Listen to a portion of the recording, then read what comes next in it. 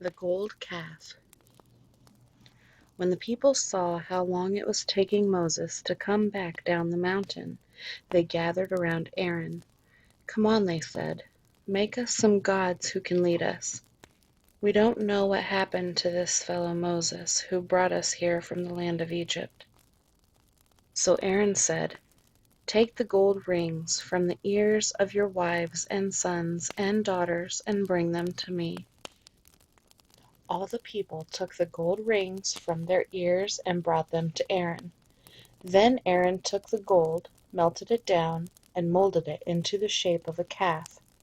When the people saw it, they exclaimed, "O Israel, these are the gods who brought you out of the land of Egypt."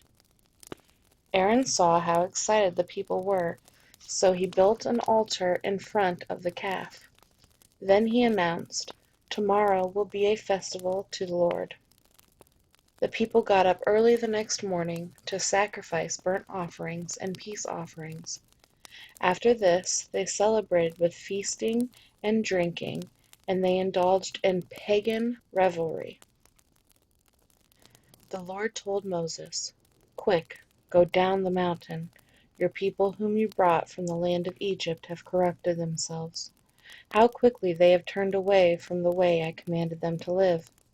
They have melted down gold and made a calf, and they have bowed down and sacrificed to it.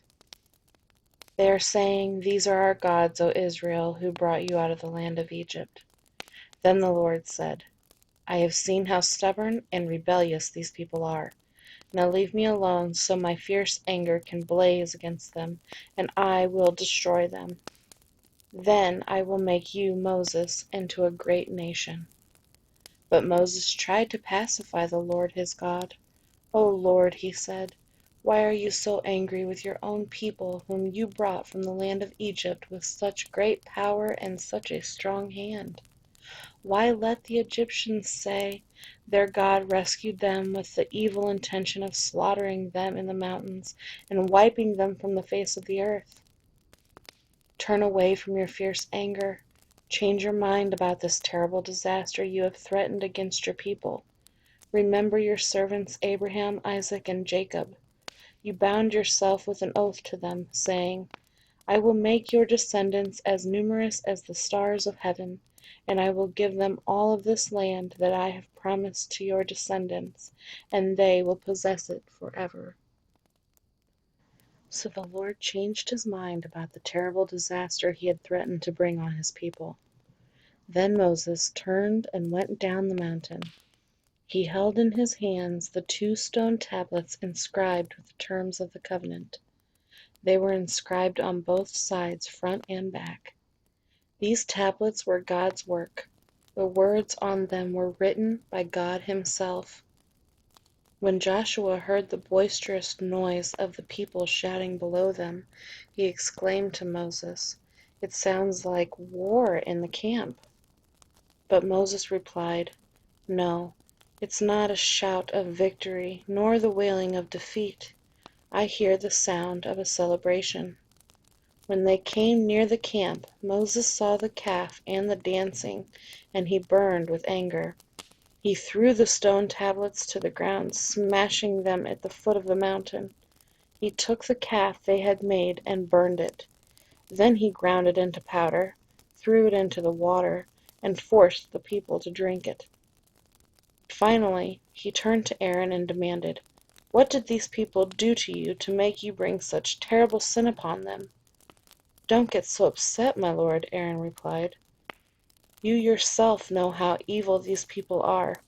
They said to me, 'Make us gods who will lead us.' We don't know what happened to this fellow Moses who brought us here from the land of Egypt. So I told them, 'Whoever has gold jewelry, take it off.' When they brought it to me, I simply threw it into the fire, and out came this calf." Moses saw that Aaron had let the people get completely out of control, much to the amusement of their enemies.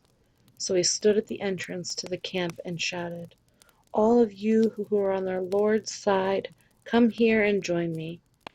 And all the Levites gathered around him. Moses told them, "This is what the Lord, the God of Israel, says. Each of you take your swords and go back and forth from one end of the camp to the other. Kill everyone, even your brothers, friends, and neighbors." The Levites obeyed Moses' command, and about 3,000 people died that day. Then Moses told the Levites, "Today you have ordained yourselves for the service of the Lord, for you obeyed him even though it meant killing your own sons and brothers. Today you have earned a blessing." Moses intercedes for Israel. The next day Moses said to the people, "You have committed a terrible sin, but I will go back up to the Lord on the mountain. Perhaps I will be able to obtain forgiveness for your sin." So Moses returned to the Lord and said, "Oh, what a terrible sin these people have committed! They have made gods of gold for themselves.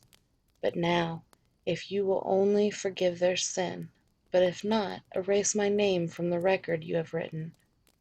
But the Lord replied to Moses, "No, I will erase the name of everyone who has sinned against me. Now go, lead the people to the place I told you about. Look, my angel will lead the way before you, and when I come to call the people to account, I will certainly hold them responsible for their sins." Then the Lord sent a great plague upon the people because they had worshipped the calf Aaron had made.